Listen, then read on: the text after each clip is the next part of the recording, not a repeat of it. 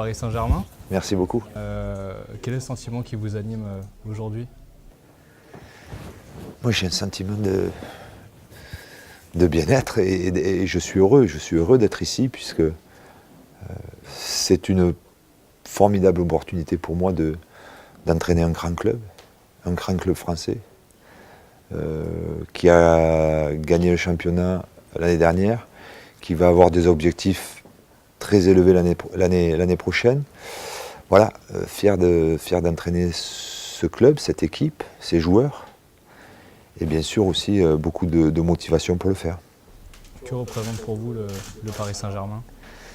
C'est une longue histoire pour moi, le Paris Saint-Germain, même si c'est un club jeune, mais j'ai joué beaucoup de fois contre le Paris Saint-Germain. Paris Saint-Germain, pour moi aussi, c'est le Parc des Princes. Et le Parc des Princes, pour moi, évoque plein de souvenirs. Que ce soit en club, que ce soit en équipe nationale. Donc voilà, c'est des lieux que je connais bien. C'est des lieux que je vais, j'espère, encore mieux connaître. Donc voilà, ça me procure beaucoup de souvenirs. Votre adjoint Jean-Louis Gasset connaît très bien aussi oui, le Paris Saint-Germain. Oui, lui aussi a entraîné le Paris Saint-Germain avec Monsieur Luis Fernandez. Donc voilà, on va être dans un club qui ne nous est pas étranger et on va essayer de mettre au service de ce club nos compétences. La reprise est programmée lundi. Oui. Est-ce que vous avez déjà hâte de retrouver les terrains? C'est l'essence même de l'entraîneur, le terrain. Donc on a hâte d'y être avec les joueurs pour préparer les séances, pour travailler. En amont, il y a un travail aussi à faire de préparation qui est très importante.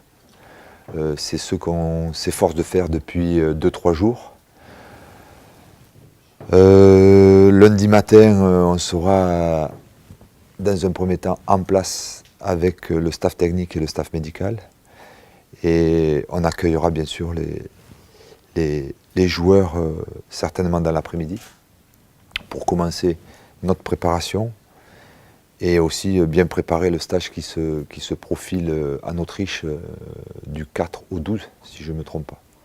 Vous avez déjà regardé dans le détail cette préparation avec l'Autriche, la Suède, oui. L'Italie également? La préparation, elle a été validée, elle a été actée.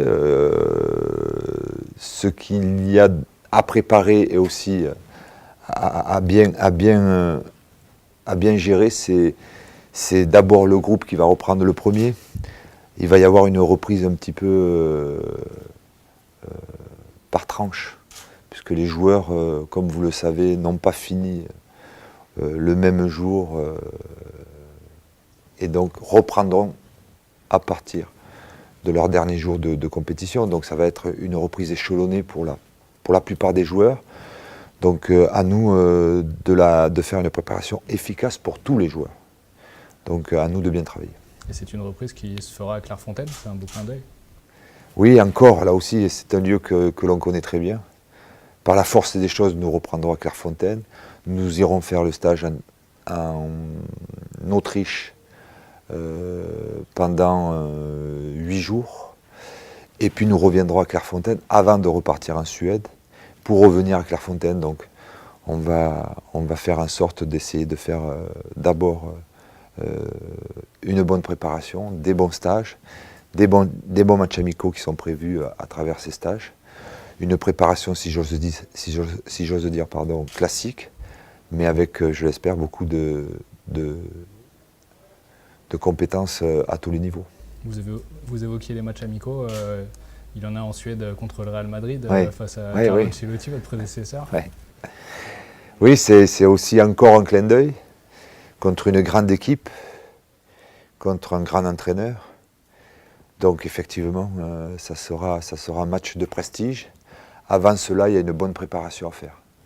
Donc essayons de nous préparer le mieux possible pour ces matchs amicaux, certes, de prestige.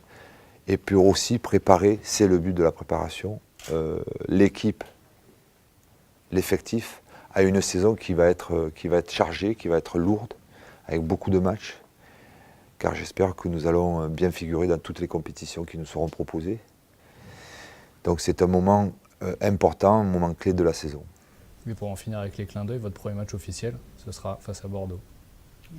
Oui, alors ça sera, il y a deux clins d'œil. Le premier match officiel, le premier match à gagner impérativement pour le Paris Saint-Germain sera le 3 août à Libreville au Gabon, le Trophée des Champions contre Bordeaux que l'on connaît bien. Et puis quelques jours après, le premier match de championnat contre un club que l'on connaît très bien aussi, moi et Jean-Louis, pour y avoir débuté, qui est le Montpellier Hérault. Donc oui, ça fait beaucoup de clins d'œil. Et les retrouvailles ensuite avec le public parisien, Oui. une semaine plus tard, vous allez pouvoir prendre la température au Parc des Princes. Oui. La température, je sais que la température est très chaude ici au Paris Saint-Germain. Pour l'avoir vécu, pour l'avoir aussi vu l'année dernière, puisque je suis venu voir quelques matchs. Voilà. Le président a dit que le record d'abonnés était battu. J'espère qu'il n'est pas encore définitif. Voilà, il y a un engouement autour de cette équipe. Elle a été championne l'année dernière, elle a fait un très beau championnat. Voilà, il y a quelque chose qui est en train de se construire au Paris Saint-Germain. Je suis fier d'y participer, d'y amener, je l'espère, ma contribution. Nos abonnés Twitter nous ont envoyé des questions pour vous. Ouais. Ils souhaiteraient savoir si ce challenge avec le Paris Saint-Germain est l'un des plus excitants de votre carrière. Ah oui, oui, bien sûr. Bien sûr, mon premier challenge avec Bordeaux était excitant parce que c'était la première fois que j'entraînais un club de Ligue 1, c'est la première fois que j'étais sur un banc de touche. Mon challenge avec l'équipe nationale était un challenge très excitant parce que entraîner l'équipe nationale pour moi est une grande fierté.